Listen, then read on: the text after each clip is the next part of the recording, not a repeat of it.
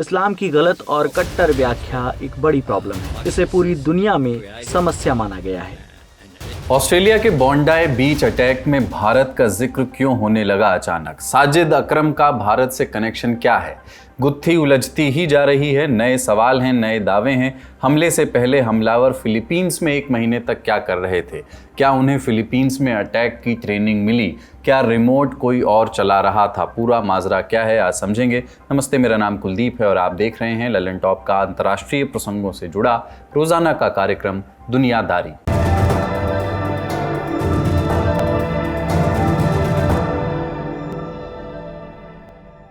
अंग्रेजी अखबार द हिंदू ने भारतीय अधिकारियों के हवाले से खबर छापी है। लिखा है कि साजिद अकरम का ताल्लुक भारत के हैदराबाद शहर से था। रिपोर्ट के मुताबिक जांच एजेंसियों ने जब साजिद की कुंडली खंगाली तो पता चला कि वो हैदराबाद के टोली चौकी इलाके का रहने वाला था।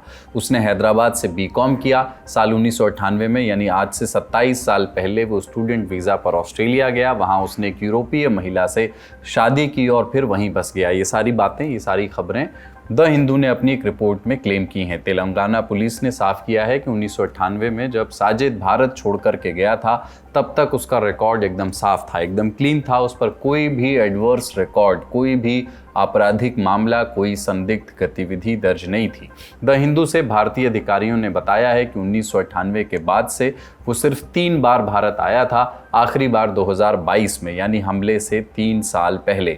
इस जांच में एक और बात सामने आई है जो साजिद की मानसिकता की ओर इशारा करती है। साजिद का परिवार पढ़ा लिखा रसूखदार है। उसके पिता यूएई की सेना में थे और 1984 में रिटायर हुए थे। उसका बड़ा भाई हैदराबाद में ही एक डॉक्टर है। लेकिन 2017 में जब साजिद के पिता का इंतकाल हुआ तो साजिद उनके अंतिम संस्कार में भी शामिल होने भारत नहीं आया। अगला सवाल कि क्या हैदराबाद से कोई कनेक्शन है? भारतीय अधिकारियों ने द हिंदू को बताया है कि फिलहाल जांच में भारत के अंदर उसका कोई लोकल लिंक नहीं मिला है। एजेंसियां अब भी उसके पुराने दोस्तों और रिश्तेदारों से पूछताछ कर रही हैं। ये भी साफ हो गया है कि दूसरा हमलावर, उसका बेटा नवीद, पैदाइशी ऑस्ट्रेलियाई है। वो 2001 में ऑस्ट्रेलिया में ही पैदा हुआ था। इसके पहले फिलीपींस के इमिग्रेशन ब्यूरो ने अपने बयान में कहा है कि 50 साल का साजिद अकरम जब मनीला एयरपोर्ट पर उतरा तो उसने भारतीय पासपोर्ट दिखाया। वहीं उसका बेटा नवीद ऑस्ट्रेलियाई पासपोर्ट पर था। यहाँ एक बात ध्यान दीजिए, हमने आपको बताया है कि साजिद 1998 में ऑस्ट्रेलिया गया था। उसके बाद उसे 2001 में पार्टनर वीज़ा मिला, फिर वो ऑस्ट्रेलिया का पक्का नागरिक बन गया। दूसरी तरफ भारत में डुअल सिटीजनशिप जैसा, दोहरी नागरिकता जैसा कोई प्रावधान नहीं है।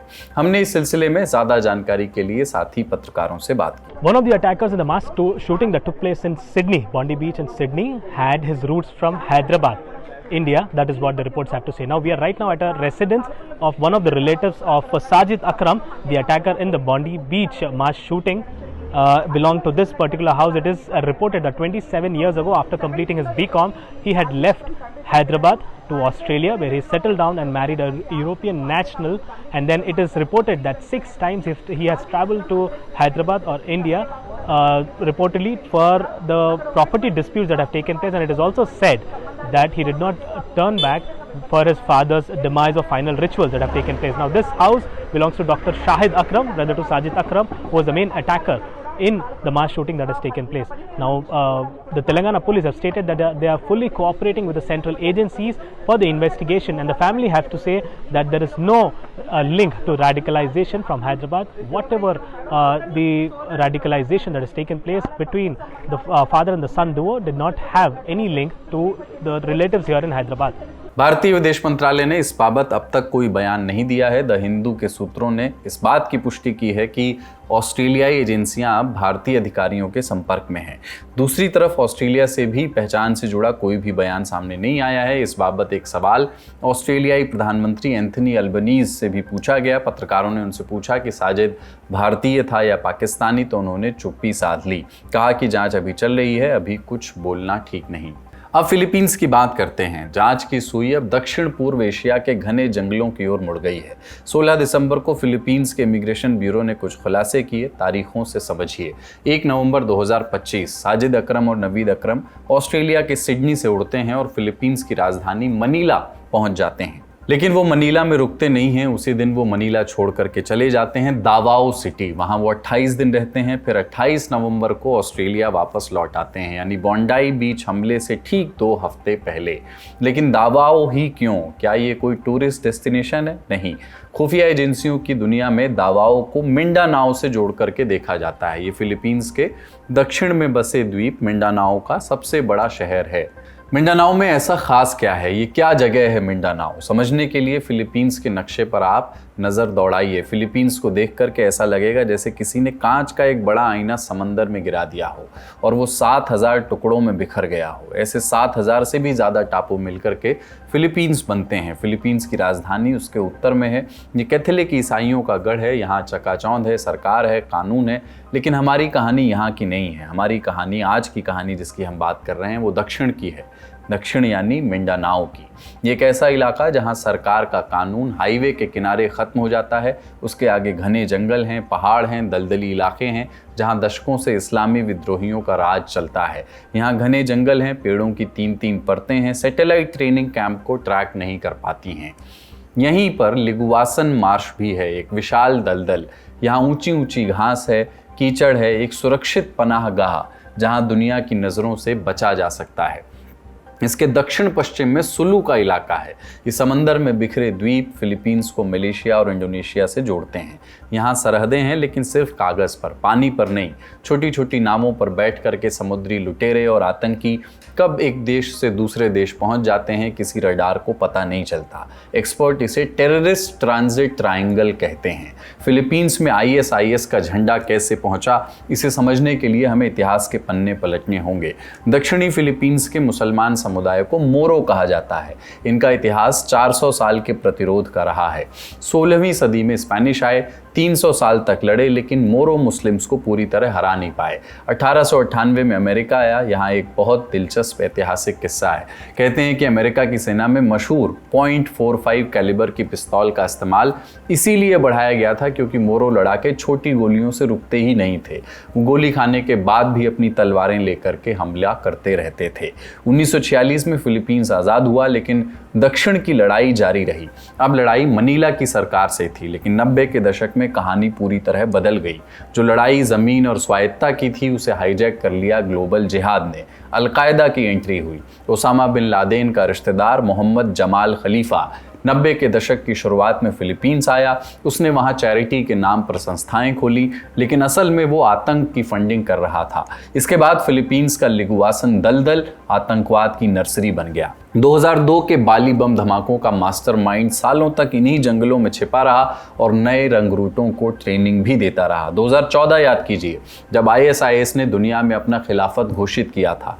बगदादी ने तब दुनिया भर के जिहादियों को बुलाया था, लेकिन जो सीरिया या इराक नहीं जा सकते थे, उनके लिए एक ठिकाना था ईस्ट एशिया विलायत, यानी पूर्वी एशिया का सूबा। इसी के तहत अगले कुछ सालों में ढेरों लड़ाके तैयार किए गए। इसका अंजाम क्या हुआ? 2017 में दक्षिणी फिलीपींस के मरावी शहर की घेराबंदी, सीज ऑफ मरावी। 23 मई 2017 को सैकड़ों जिहादी लड़ाकों ने पूरे शहर पर कब्जा कर लिया। जेल तोड़ करके 107 कैदियों को अपनी फौज में शामिल कर लिया। सड़कों पर चेक पॉइंट्स बना दिए गए कि अगर कोई वहां से गुजरता तो उससे कुरान की आयतें पढ़ने को कहा जाता। जो नहीं पढ़ पाता उसे वहीं गोली मार दी जाती। मकसद था कि इस्लामी स्टेट का गठन हो। ये लड़ाई पूरे 5 महीने चली। फिलीपींस की सेना को अपना ही शहर वापस लेने के लिए वहां बमबारी करनी पड़ी। आतंकियों ने सुरंगें बना रखी थी, घरों में हजारों बम छिपा रखे थे। जब सेना हमला करती तो वो मासूम नागरिकों को खिड़कियों पर खड़ा कर देते, ह्यूमन शील्ड बना करके। अक्टूबर 2017 में ये लड़ाई खत्म हुई तो शहर मलबे का ढेर बन चुका था। 1100 से ज़्यादा लोग मारे गए थे। एक्सपर्ट्स कहते हैं कि राख अभी ठंडी नहीं हुई है। आज भी सैकड़ों लड़ाके मौजूद हैं। गरीबी और पुराने राजनीतिक जख्मों का फ़ायदा उठाकर आज भी नई भर्तियां कर रहे हैं, लेकिन अब उनका तरीक़ा बदल गया है। वो छोटी छोटी टोलियों में बट गए हैं, गुटबाजियां हो गई हैं। वफादारी आज भी उसी काले झंडे यानी इस्लामिक स्टेट के लिए है। फिलीपींस के एंटी टेररिज्म एक्सपर्ट रोमेल बेलोई ने न्यूयॉर्क टाइम्स से कहा कि मरावी घेराबंदी के बाद जिहादियों की सोच में एक बड़ा बदलाव आया है। पहले उनका पूरा फोकस था अपनी ज़मीन पर एक इस्लामिक स्टेट या खिलाफत बनाने का, लेकिन अब वो बदल गए हैं। अब उनका मकसद है दुनिया भर में मुसलमानों की मदद करना, खासकर मिडिल ईस्ट और फ़िलिस्तीन में जो हिंसा हो रही है उसका बदला लेना। फिलीपींस की सरकार कोशिश कर रही है, कई लड़ाके थक हार कर खिलाफत का सपना टूटते देख करके सरेंडर भी कर रहे हैं, मुख्यधारा में लौट भी रहे हैं, लेकिन जो अब भी जंगलों में टिके हैं वो सबसे ज़्यादा कट्टर हैं। तो क्या इन सब के कनेक्शंस, क्या इन सब के रिश्ते सिडनी में हुए हमले से जुड़ रहे हैं? ऑस्ट्रेलियाई प्रशासन ने पहले ही कह दिया था कि यह हमला इस्लामिक स्टेट ISIS से प्रेरित लगता है। ये भी पुष्टि हुई थी कि दोनों की कार में विस्फोटक और घर पर बनाए गए ISIS के 2 झंडे पाए गए। ये सारे फैक्ट्स 28 दिन की ट्रिप पर सवाल उठा रहे हैं। सवाल ये कि वो 1 महीने तक मिंडनाओ में क्या कर रहे थे। जांच एजेंसियों को आशंका है कि ये 28 दिन दरअसल एक ट्रेनिंग मिशन था, तो एक प्रशिक्षण शिविर जैसा, जहां बाप बेटे ने अपने इरादों को पक्का किया, हथियार चलाने की बारीकियां सीखी और शायद वो बम बनाना सीखा जो उनकी कार से बरामद हुआ। ऑस्ट्रेलिया के प्रधानमंत्री एंथनी एल्बनीज ने भी कहा है कि हमला इस्लामिक स्टेट की विचारधारा से प्रेरित लगता है। उन्होंने कहा कि ये दोनों बाप बेटे इस्लाम के एक बेहद विकृत रूप से प्रभावित थे। जो सबूत मिले हैं उनमें जब्त की गई गाड़ी में ISIS के झंडे भी पाए गए हैं। इस्लाम की गलत और कट्टर व्याख्या एक बड़ी प्रॉब्लम है। इसे पूरी दुनिया में समस्या माना गया है। ISIS एक बुरी सोच से पैदा हुआ संगठन है जिसकी निंदा ऑस्ट्रेलिया ही नहीं बल्कि पूरी दुनिया ने की है। तो ये कहानी फिलीपींस तक पहुंचती ही नहीं अगर ऑस्ट्रेलिया की सुरक्षा एजेंसीज चौकन्नी होती। धुंध छट रही है तो सवाल उठ रहे हैं, उंगलियां उठ रही हैं। आखिर कैसे ऑस्ट्रेलिया की सुरक्षा एजेंसीज ने इतनी बड़ी लापरवाही को अंजाम दिया? लापरवाही कैसी, बताते हैं। साल 2019 की बात है। उस वक्त नवीद अकरम ऑस्ट्रेलियन सिक्योरिटी इंटेलिजेंस ऑर्गेनाइजेशन यानी ASIO की जांच के दायरे में आया था, लेकिन 2019 नवीद को लो प्रायोरिटी यानी कम खतरे वाला मान लिया गया। 2019 में नवीद वॉच लिस्ट से उस समय बाहर हो गया। उसी बरस यानी 2019 का एक वीडियो सामने आया, तब नवीद की उम्र रही होगी 17-18 साल। वो सिडनी की सड़कों पर स्ट्रीट दावा मूवमेंट का हिस्सा बना घूम रहा था। ये एक ग्रुप है जो ट्रेन स्टेशनों पर आम लोगों को रोक करके इस्लाम के बारे में बताता है। एक डिलीट हो चुके यूट्यूब वीडियो में नवीद 2 किशोरों को इस्लाम के 5 स्तंभ समझा रहा है। एक और वीडियो में वो स्टेशन के बाहर पर्चे बांट रहा है।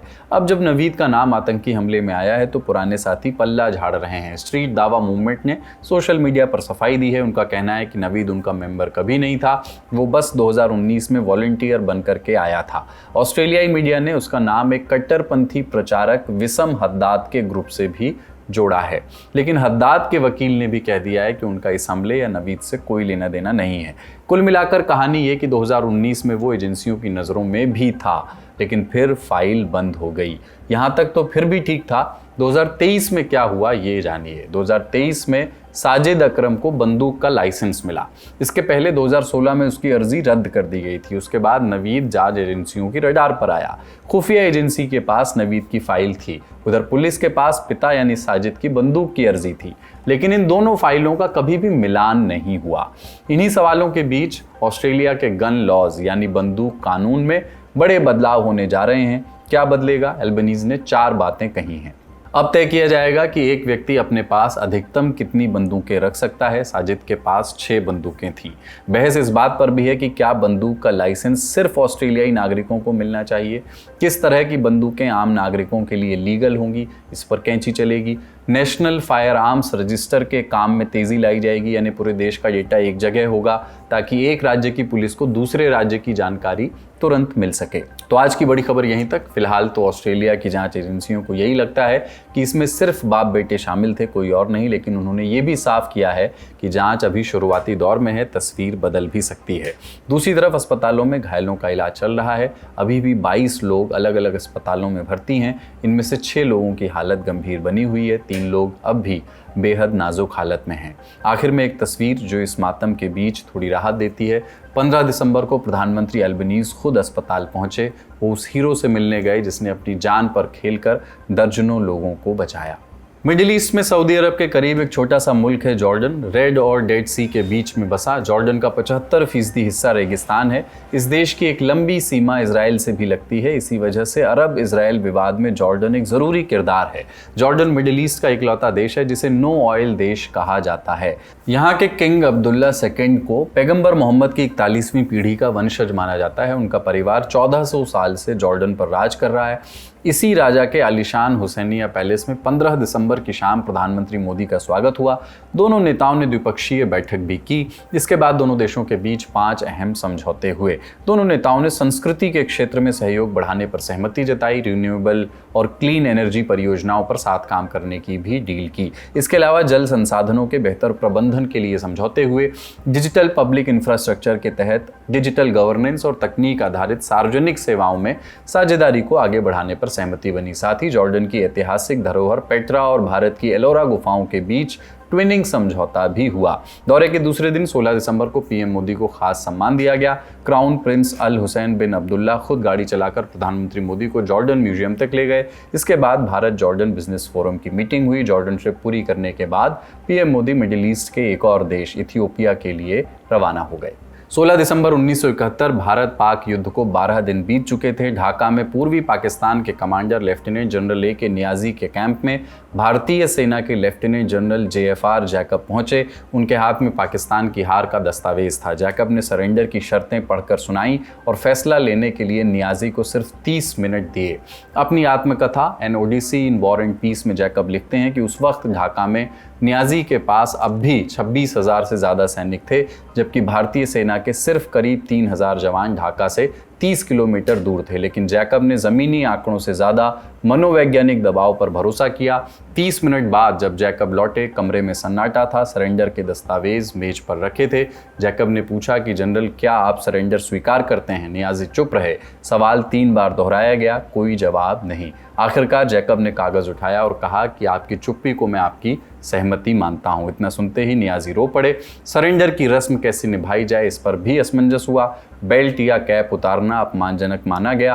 तय हुआ कि नियाजी अपनी कमर में लगी पिस्टल सौंप करके आत्मसमर्पण करेंगे। कुछ ही देर में ढाका के रेसकोर्स मैदान में मेज़ कुर्सी लगाई गई। भारतीय पूर्वी सेना के commander lieutenant general Jagjit Singh Arora पहुंचे। भारत और पाकिस्तान दोनों सेनाओं ने उन्हें सलामी दी। नियाजी ने दस्तावेजों पर दस्तखत किए, पिस्टल सौंपी और 93,000 से ज़्यादा सैनिकों के साथ सरेंडर कर दिया। पाकिस्तान टूट गया और बांग्लादेश एक नए मुल्क के रूप में जन्मा। आज की दुनियादारी में इतना ही। देखते रहिए दी ललन टॉप। शुक्रिया। शुभ रात्रि।